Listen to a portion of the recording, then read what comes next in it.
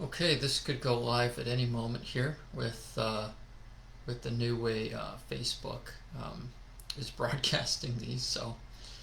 But it's all good. It's all good, and life is good. Life is great. Um, there's a lot of opportunity to look at it from a negative perspective if we choose that. But if it's a choice, then why choose that? If we have the choice to experience suffering and heavy emotions, and if that's part of our experience, and we can decide, hey, I can choose that, or I decide to be imperturbable instead, as Lester Levinson, my mentor, chose.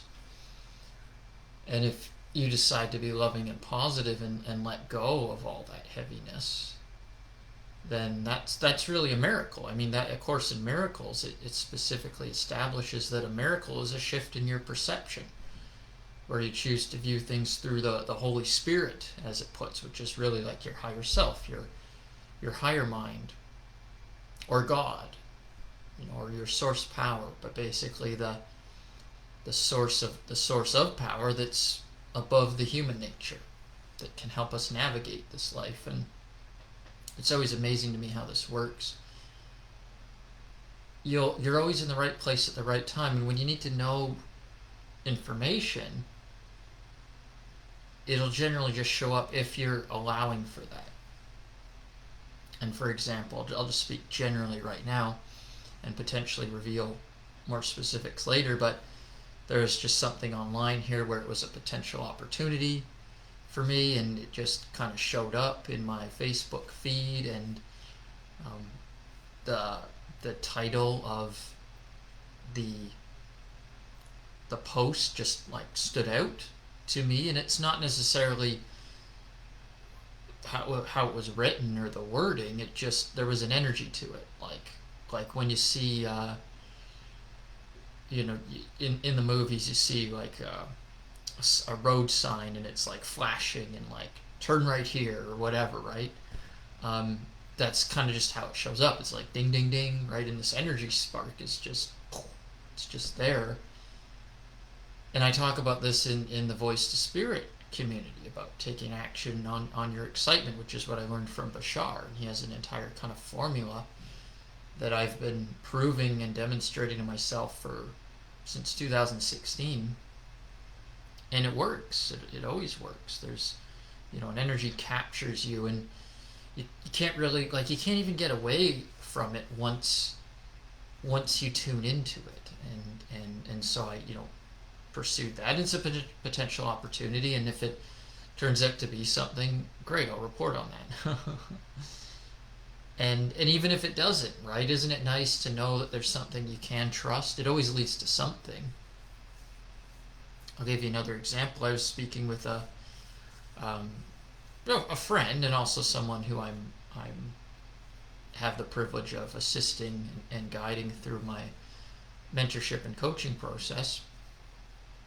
And this person, one of their closest friends, had passed away recently, and uh, you know, supposedly due to the virus that's amidst us. But really, like, the friend had that passed away, she had failing health already, and so the virus just kind of took advantage of that in a sense.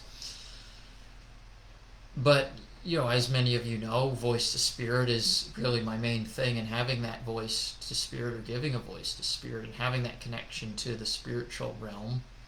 And that comes in a lot of different ways. Sometimes it does come through mediumship and speaking to people that have passed. It's not necessarily always. I don't guarantee that for anybody. If I do like a spiritual reading or a session, sometimes that comes through. Sometimes it's just general guidance. Sometimes it's, people need, kind of a kick in the butt or whatever, and that just comes through. And some people resist that. Very rarely, less than 1% of people that I'm attracted to these days resist that process. But when it happens, it's amazing for me too, right? obviously I don't want, every person I interact with to resist the process, but if one out of, you know, two or three or four or 500 people, resists it, I learned something, right? I learned something, and I see how I used to be that way. And no, that was a sidebar, but this, when I was giving this particular session for this client that I was working with, who's also a friend, and their friend had passed, and she came like right to me, like the energy was just right there, and I couldn't get away from it, right? Like that's what I'm talking about when we follow our excitement, follow our passion, follow that enthusiastic spiritual spark of power. It just shows up, and it's just there, and like it's just like if you're driving on the road and a sign shows up, if you're paying attention, you notice the sign. And so she, the friend that had passed was directly communicating to me some information, and it was relatively accurate. I wasn't getting into explicit detail by any means, but general things were present, and the general personality of the person who had passed came through, and according to the person I was working with, it was accurate. And so I can't stake any claim other than this is what I'm experiencing, and I think that's the best way to live life in general, is like we don't have to make things up. We just share what we're experiencing, and people can take it or leave it. And there's really no reason to convince people. It's so enjoyable now. In the past it was awful for me because of my viewpoint, but now running into people that have any form of resistance to growing or to having an experience of the releasing work that I'm doing, it's just fascinating to me, and to kind of see it from this side, the side where I've helped dozens of people with it over the years in different capacities, and now in a very specific way through the method I've learned through Lester Levinson, assisting people and guiding them in that direction for really total freedom, feeling lighter and happier and more free than they ever have. And when there's space, things can grow. When there's space and we're no longer attached or avoiding things can just be as they're meant to be. One of the analogies I heard Bashar say, which was really great, he equated it to, he used two ideas, is that you're in your body, and that you're holding on to these chains. These are like your attachments, and you're hanging on to them, and they want to fly away kind of like balloons, but you're hanging on to them, and we do this because we get used to it. It becomes part of our identity, so we hang on to these chains. My other mentor, Tabash, he calls it dragging the barges of life around, something like that.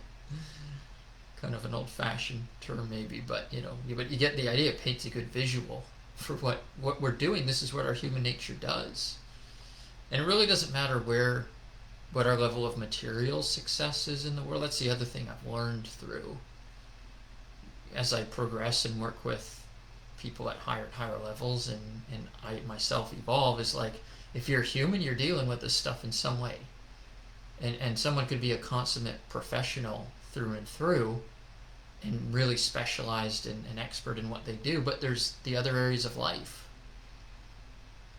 where they're being affected. So there's never any reason to put people above us. Like, we're all humans, we're all having a human experience, and there's no reason to put people below us either, which is part of the theme here of letting go of judgments, right? We're not better than anyone, we're not less than anyone. We're really all the same at the end of the day. It's oneness, and we're here to help one another. But encountering this resistance, and I'm kind of picking it up from my live yesterday where I was working with this person, and it was, and it's always, it's so funny how it comes out of left field. Like, the people where you kind of least expect these things to happen is where it happens. And I'll more account to my relationship with Gail, where we'd work like Course in Miracles, or we'd do some other kind of work together, and then and then that she like just kind of resisted, didn't want to do it, and it was never a huge part of our relationship, and part of me wanted it to be, and then in hindsight, um, when you're with someone that you really love and is your best friend, and you have that type of relationship, then sometimes you don't really care about the spiritual growth in the same way. It's more about just spending time together, and you're going to naturally have opportunities to grow anyway. So I kind of have both viewpoints on it, but I just remember how much Gail would do, and she's laughing now, right? I mean, she's in hindsight, she's in spirit, she doesn't care, right? The human side of things doesn't matter for her, but how she dug her heels into so many things that would have potentially helped her grow, but of course that wasn't meant to be, right? And some people could just look at that as a choice, but it's really her movie script here, and we're really here just to accept this, right? If we can just accept people's choices, and I don't just mean just accept like it is what it is, but I mean like love it, like truly just love every choice they make, even if it seems like it's holding them back, even if it seems like it's hurting them. And that doesn't mean we enable them, right? Like if someone is a food addict or an alcoholic, and they ask you to go buy them food or alcohol that's is not going to help them. I mean, again, I'm not giving guidance or anything, but you kind of use your own discernment, right? You discriminate, right? Like, well, do I want to, is that what I stand for? Is that what I want to represent? But if they then choose to go and do these things themselves of their own volition, you can do the intervention route, of course, right? And that's organized, that's appropriate, right? If done, appropriately in the right context. And again, but it's not putting pressure on them. Like, you're never putting pressure. And this is a huge thing I learned with Gail, because she struggled with food, through and through the entire 5 years I was with her, and she went through small, shortly lived spurts of where she kind of could clean up her food, but inevitably through her responsibilities that she took on as predominantly being a mom, and her son Mitchell, who's phenomenal, just great human being. She I don't know to say, like, if she overcompensated in some ways. I probably every mom, most parents anyway, want to like give everything they can to their kids, but because of her responsibilities with that and other aspects of life, she would end up going back to her old ways of eating. And I saw this consistently, and during the time it was like I wanted to help her, right? What I thought would be helping her. But it's not, if we want to change someone, we're not really helping them, right? That's what I learned. I mean, I've emphasized time and time again not to believe anything I say here. This is just Matthew, sharing his life experience, and I still introduce myself as Reverend Matthew because, I have reverence for the higher power. That's kind of my nature, right? I feel the only reason I'm here today is because I found significance in my higher self, in source power, in looking, and I'm going to use the term like looking to God, but what I mean by that is just realizing that God is the highest state of being, and I have capability of tapping into that power and being in the way that's best suited for the moment, reflecting that power. So Reverend is, in my mind, it's reflective of that, and just through serendipity, I ended up being ordained as a reverend, as a minister. So life is so interesting, but when we really let go of the judgments about people, and we just love them, we just give them love and approval, and we decide like they don't need to be any different, and the past didn't need to go any differently, and people carry like guilt, for example, over things that mistakes they made, but of course the past didn't even happen. right? The past is happening right now when you think of it. You're recreating it and creating it and creating it, right? If you released it, if you let it go, it would disappear from your mind in terms of its impact, in terms of its heaviness, right? You still have the memory, and then it would just be like another learning experience, just like, grade one. You're like, okay, I finished grade one. I'm in grade two. I'm not hanging on to grade one. I might utilize some of the things I learned in grade one, but then by the time you're in grade 12, you got your basic math and reading and writing, so you're using all that, but it's totally unconscious, right? So you've taken what you need and you've left behind what you don't. There's a lot of things you don't need that you accumulate over life. And for some bizarre reason, our human nature has yet to reach a universal understanding of dropping the emotional baggage. And it's kind of comical when we think about it, because it's so simple to do. And, watching the media and what's going on in the world, it's, I respect everyone's perspective, because that's just part of having compassion. That's part of unconditional love, is like respecting. And at the same time, it seems from my vantage point, if everyone had these types of tools and utilized them and truly understood the meaning of being free and being totally unbothered by anything in the world, then we could just drop all of our problems instantaneously. And some people say that problems are kind of the motivator for moving forward in life, and I get that. I think that maybe the perception shifts around what a problem really is, and the more we let go of our problems, we realize like they're not really problems, because the solutions become instantaneous more and more. But I would also say that it's kind of a journey to get there. So as long as things are appearing as problems, we might as well use them as fuel to move ourselves forward, and then inevitably all we see is our solutions. Anyway, it's just kind of terminology at this point. And everyone has their own methodology to approaching life and their own philosophy, and I respect all of it, because that's the gateway home, is to love all of it. That doesn't mean we have to use all of it, though. And that's one of the kind of paradoxes that I've discovered is, parting, letting go, of judgment, is not to hang on to things.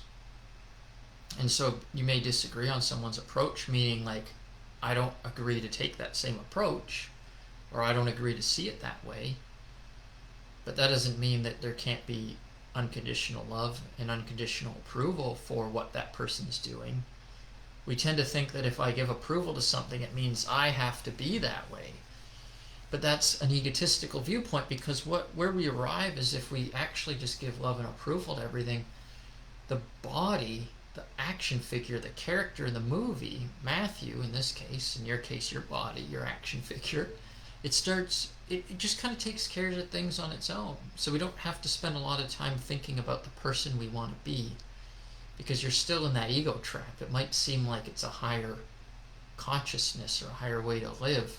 People talk a lot about values and mission and vision and aligning all these things, and I spent quite a bit of time studying that, and I've arrived at a point, and I dove right in, but it never really made that big of a difference for me. It brought interesting insight, but in terms of real freedom, it didn't necessarily bring me that.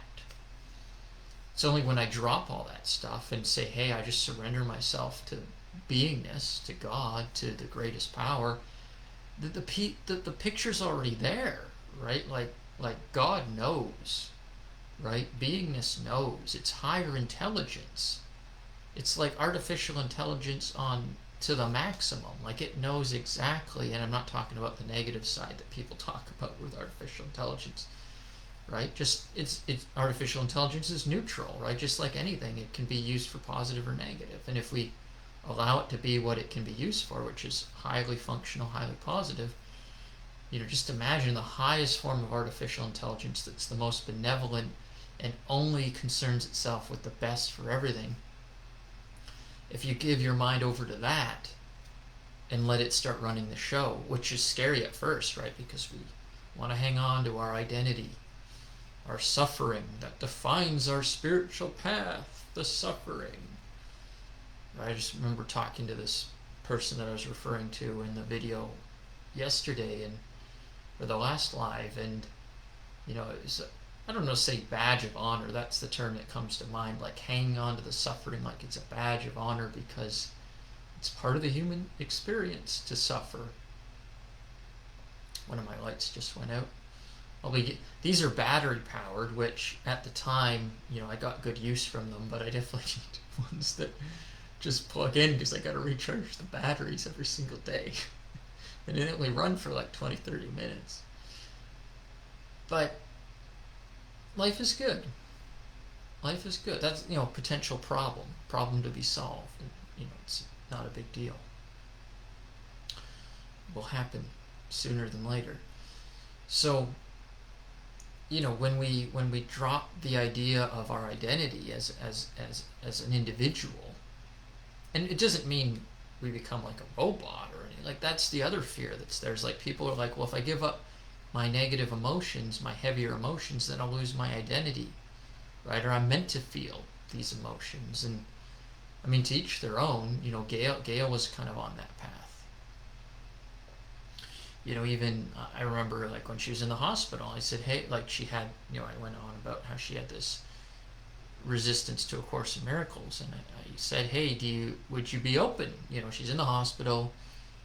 We didn't know, like, at this point when I'm talking to her, this was in March, mid-March, right? Like, right within the week that she'd gone to the hospital.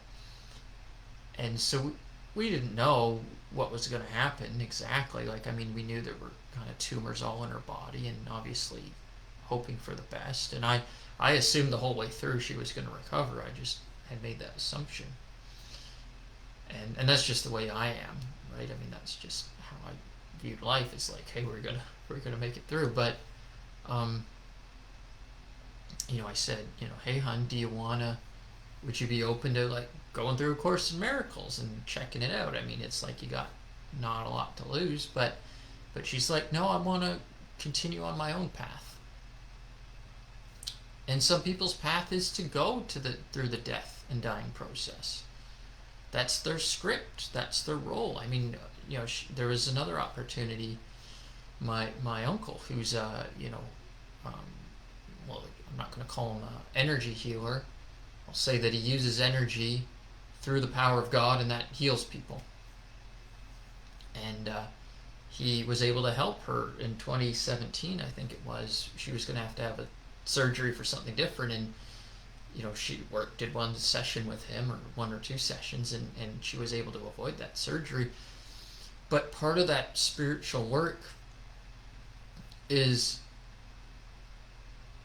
we open up to the spiritual realm in a greater way, and that can be scary for a lot of people, right? Like, when I was talking to this person who I was referring to in the live yesterday, like, I can see that gate passing through and the freedom there, but they've never walked it before, and they hang. And I talk about this in the stages of growth in the first module of Voice to Spirit.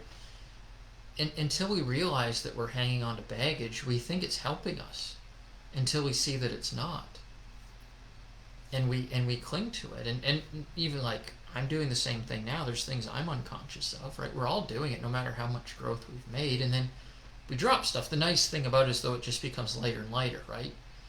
So it's, rather than carrying heavier emotions, it might be positive emotions, but we can still just let that stuff go, because we don't need to hang on to anything. And and Gail didn't want to, like, do any further work with my uncle, and it was like, wow, that's so fascinating. But there's no judgment, right? This is just letting go of the judgments. There's no judgment, right? Because people make very seemingly bizarre choices, but they're making it for a reason, because I have to thank Gail, and I mean, we have this open dialogue and relationship that's ongoing, so it's, there's no loss. But I wouldn't have this level of spiritual growth and awareness that I do now, or I wouldn't be helping people in the same capacity that I am now, or I wouldn't have ended up reconnecting with my marketing mentor Joel Bauer, who initially 8 years ago is when I was exposed to his material, and I revisited it a couple of years ago, 2 or 3 years ago, and I ran it by Gail because I would run everything by Gail, and because she was so great at reading energy, so she'd be like, there was very few times where it wasn't like bang on, and that there's a particular reason for that, which is just the script, right? Not the right timing. But for Joel, she's like, she saw one of his internet videos and thought it was kind of cheesy or whatever, and I'm like, okay, I'll put that aside for now. But she, through spirit, she led me to him in April. Right? Not well, she hadn't fully passed yet, but she was more and more on the spiritual side, and I definitely, identified that was her energy signature guiding me, and I wouldn't have put together the Voice to Spirit group if it weren't for Gail's choice to live, this role. And we all agreed to it, right? That's the thing to understand, is like we all agree the roles we're going to play, and we understand this very accurately from soul perspective, and then we come into our human perspective, and we're actors, right? And some people, most people, 99.999% of people think they're the movie character in the movie. They think that they're the person. But when you recognize it, even for a moment, you're like, wait a sec, maybe I'm actually not this person. Like, this is my body, this is my movie character, and so I'm gonna nurture it and care for it and do all the things that I would if it was my own child, right? Many people don't even do that, though. They care more for their children than they do for themselves, and that's kind of like the whole oxygen mask analogy, right? Sacrificing yourself in order to save others, you deplete yourself. And that's a whole nother topic, but if you just think about letting go of judgments, and the people that maybe have given you some form of resistance, whether it was in your profession or in your personal life, and can you let that go? Would you be willing to? Just say yes. Just make that choice. Yes. Some people can't, right? Some people can't make that choice to drop it, right? Or they can with consistency, or there's another word I'm looking for, persistence, potentially. But then they kind of forget. They're like, yeah, I feel better after that because I chose to let go, but I'd rather take a more arduous path to enlightenment. Right? Some people are like that. It's just human nature, though, and it's like, wow. Someone could, it's the equivalent of, offering someone $1 million, but they say no. They say, no, I'd rather keep my, $100 or $1,000 or whatever, right? It's not exactly the same, but it's quite a, I think it's quite a good analogy. It's because they don't see the value in it. They don't see the value. And so this is a great note. Where are you missing the value in your life? What's truly valuable? Right? What's truly valuable for you in your life versus what you're projecting value onto? Right? Is it your dogma, your spiritual practice? I mean, that's the nature of what I'm talking about mostly. But that leaks into every area of life. That'll leak into your relationships, that'll leak into your business, that'll leak into your health. But if you think about your attitude, right? Zig Ziglar said your attitude is your altitude, right? So, and Lester said we don't release to get high, we get high to release. So the higher we go, the higher our altitude and our mindset and our attitude, the easier it is to drop these things and let go of this, special identity that we've created, and, it's just fascinating. It's just fascinating what people will put themselves through because they just don't know any better. I mean, that's why Jesus said during his crucifixion, "Forgive them, Father, they know what not they do." You know, if you don't have the compassion, people just look kind of crazy. But then you're judging them, right? So you can't judge them. I mean, you can, but that doesn't help. And with this higher knowledge, so to speak, this higher awareness comes a higher responsibility, right? The more our awareness expands, our capacity to love must expand with it if it's going to be a true gain. Right? Otherwise it's not a true gain.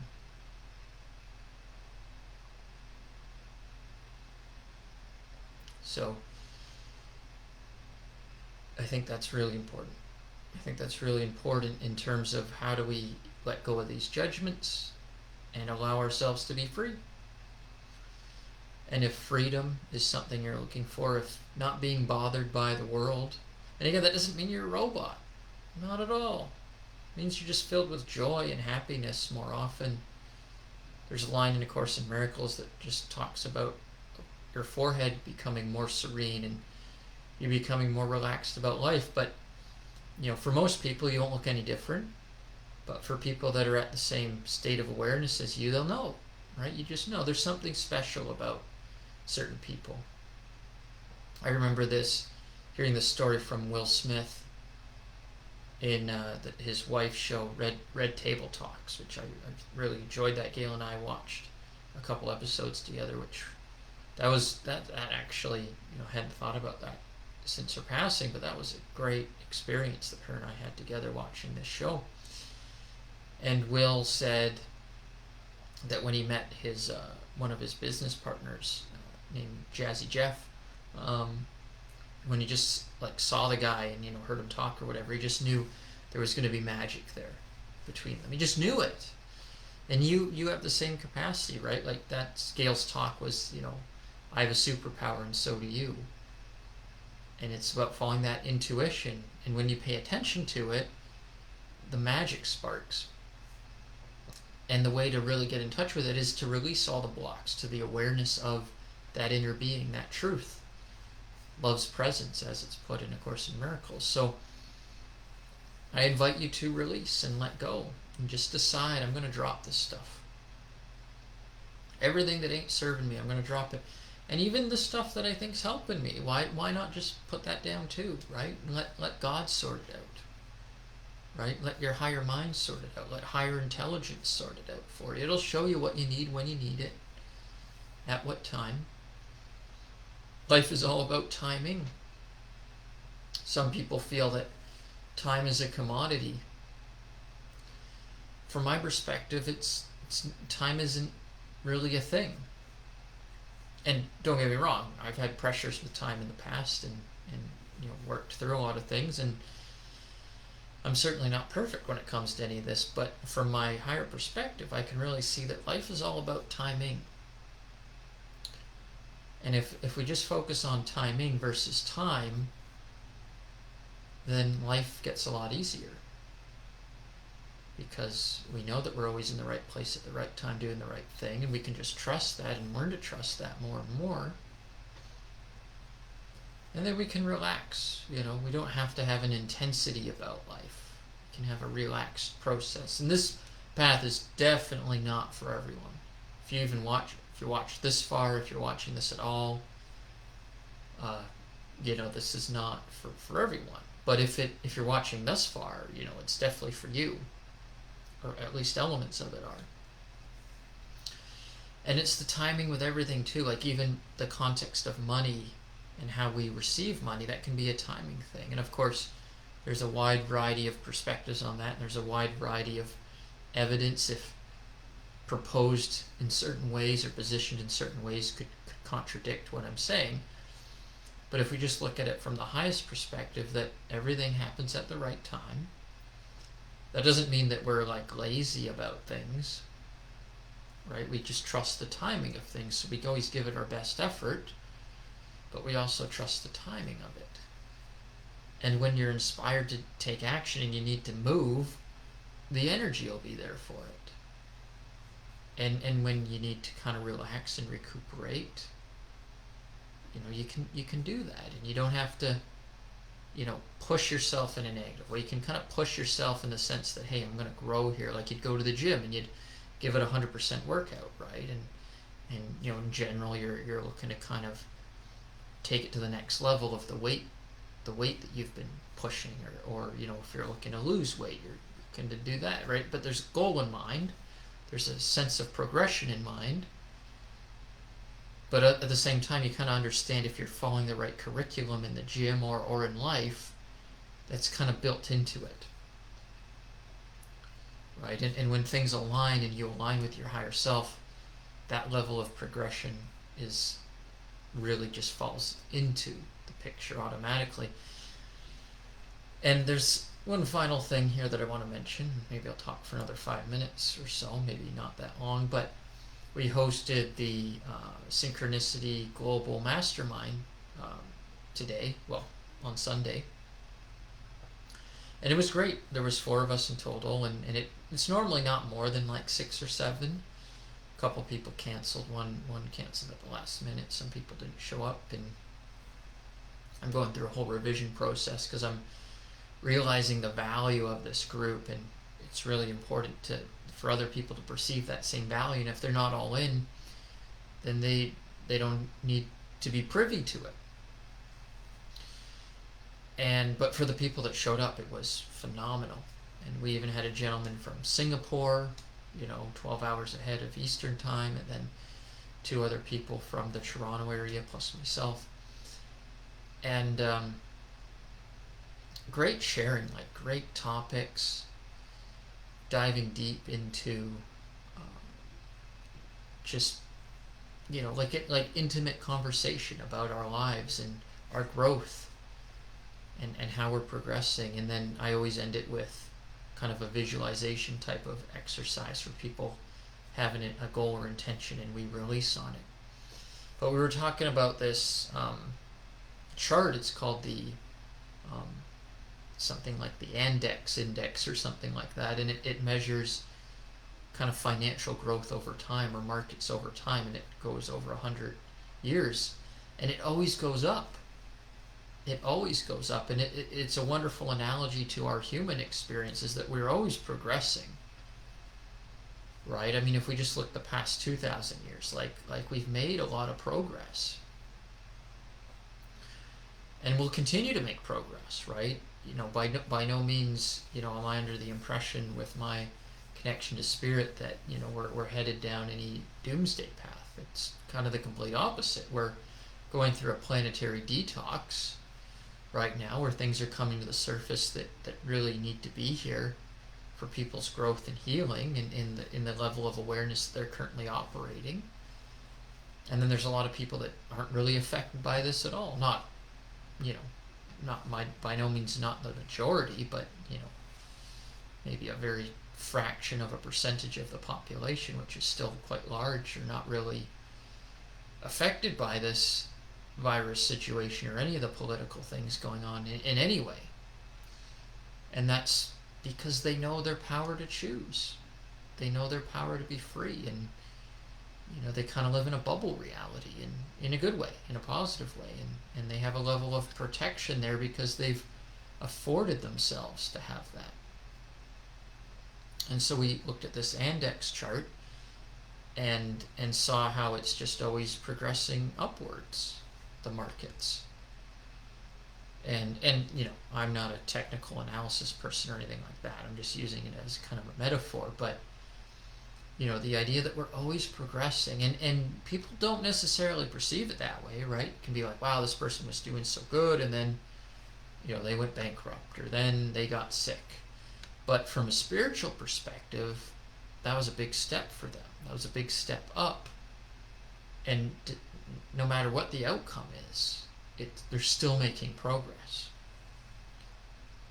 And like I was talking about Gail's journey and kind of how it went for her, and from one perspective, someone could look at that and be like, wow, that's, seems like a short life, or she didn't get the whole, you know, the whole deal, you know. But then from a spiritual perspective, man, this woman lived, right? She had a great time. She had a great life, and she learned a lot of lessons. And in her final two weeks of life, in her body, she had a ton of insights, you know, that some people may not make their entire lives. And, you know, that tends to happen more right up to the death experience now, from my understanding, where people, you know, a lot of people, not everyone, but a lot of people get a lot of wonderful insights about their life. And then, of course, they do a review, soul review, when they go through their kind of cleansing process. Most individuals and souls go through that kind of thing, from my understanding. But it's so fascinating to view this reality from that perspective. I'm just kind of getting hit with it now, like to know that it's real to whatever degree, right? We all know it's real to a degree. You know, some people entirely cut themselves off, but if they were just honest with themselves and dropped their beliefs, you know, they would start to tap into it. But for me, just having the opportunity to be so directly tapped into it, man, what a relief. What a relief. It's like the Matrix, right? It's like Neo. It's like, really, you know, he woke up from the dream. He just realized it's not real. And, you know, I think we get that in deeper and deeper ways. And, you know, I'm certainly looking forward to the time where I just fully get it. You know, and the day's sooner than not, right? Every day is closer to it for all of us. And some of you, you know, again, if you've made it this far into the video, you're right with me. But, you know, there's people out there that are scared of this thing. They think it's crazy, it's weird, it's inappropriate, I don't know, whatever term they would give it. You know, they think it takes away from the human experience, the human compassion for one another. And, you know, but those are, you know, and I have nothing against that. Like, I was watching this video for dogs, life, dog, love, or something like that, and Gail drew me to it. You know, I was sort of resisting it a bit. I'm like, really, do I want to watch this? And the first story in it was about a couple who took in older dogs that people were kind of, you know, just getting rid of or taking to the pound or whatever. And then the boyfriend ended up getting pretty serious cancer. Didn't go into that story like too much, other than his journey. Didn't say like why he got cancer or anything like that.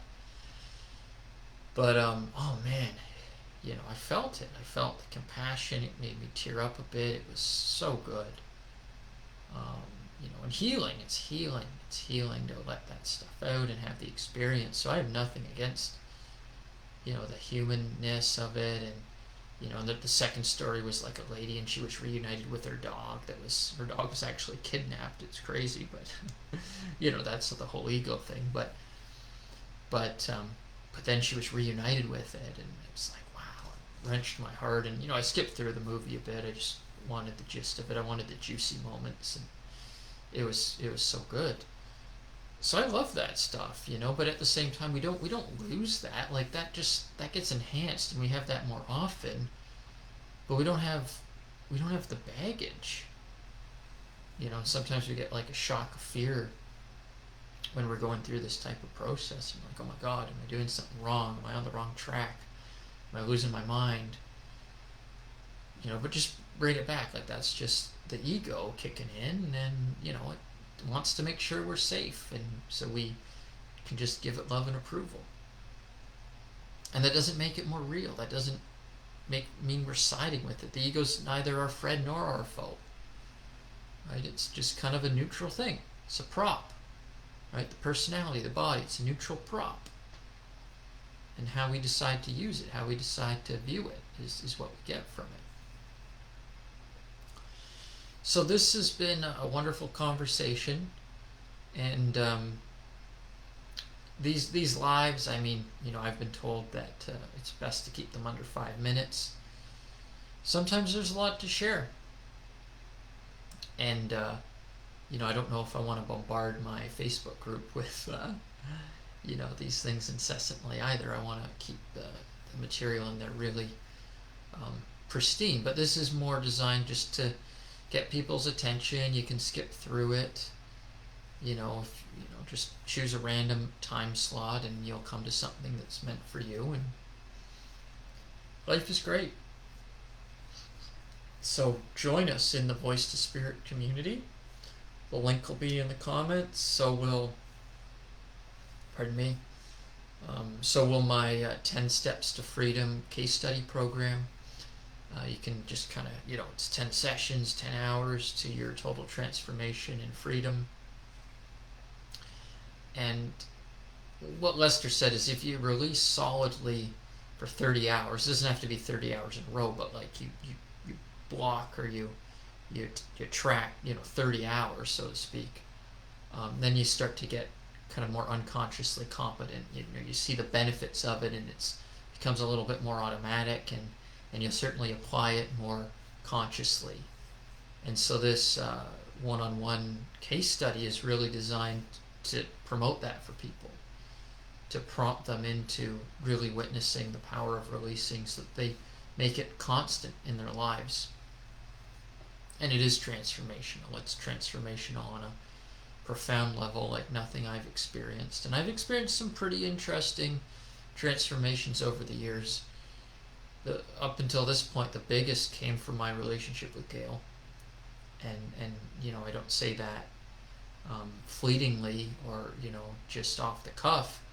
I've studied hypnosis and NLP and tapping and coaching at a very deep level, and and a variety of other things, qigong, and some of which I've gone deeper in certain aspects than others.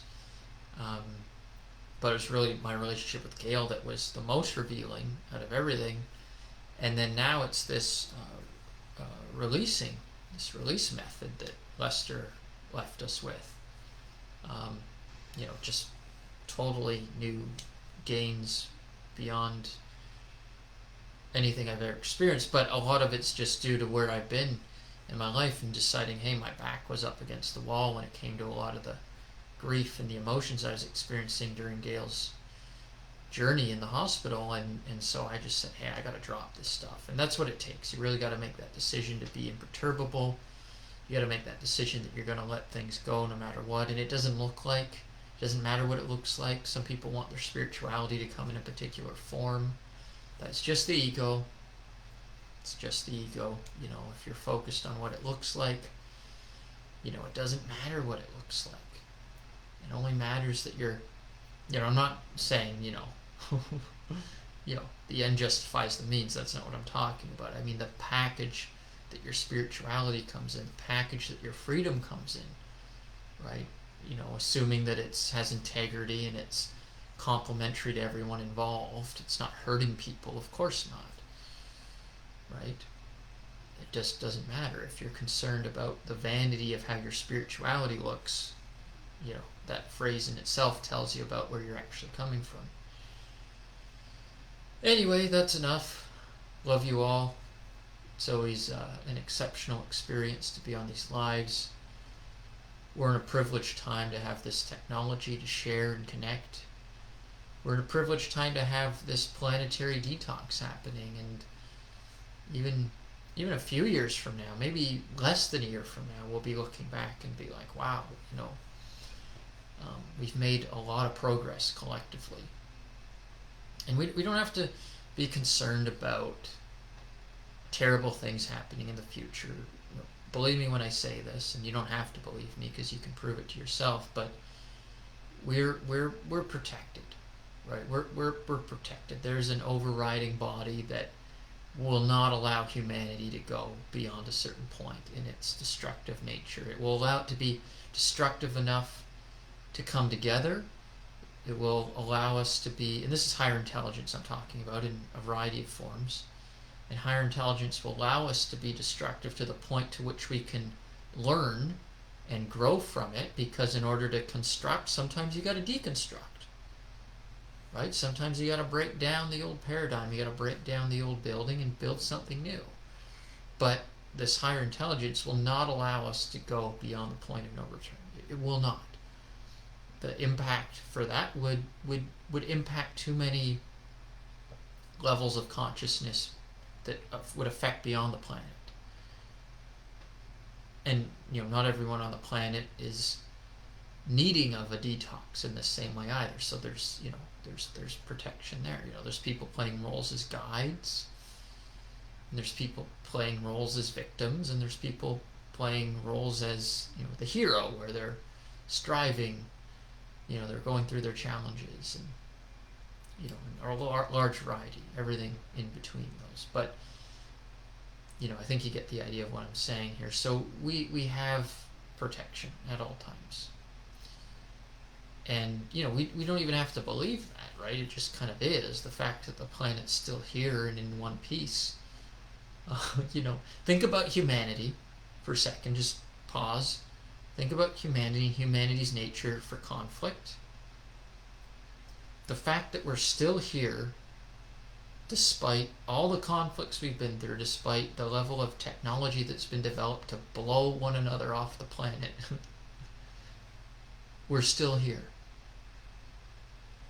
That tells you something, right? That tells you that there's obviously something going on, right? If it was just left solely to human nature, we would never have made it this far. I can assure you. I can assure you of that. So, leave that with you without going into too many details. Love you all. God bless. This is Reverend Matthew. I'll see you on the next Facebook Live.